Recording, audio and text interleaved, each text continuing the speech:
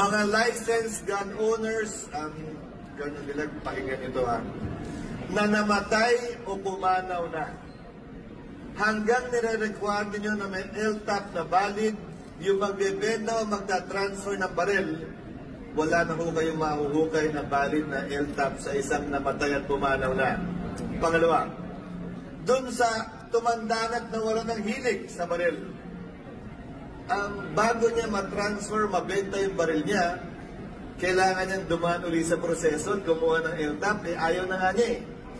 Ilan sa mga bagay ito na dapat tingnan ng Philippine National Police dahil sa realidad, on the ground, ika nga, ito'y tila lumalampas sa pananaw at tingin ng ating mga regulators. Upang matiyak, gusto mo nang legal na magkaroon ng lisensya, gusto mo nang legal na ipasa yung iyong lisensya at baril, ipapahirapan ka ba?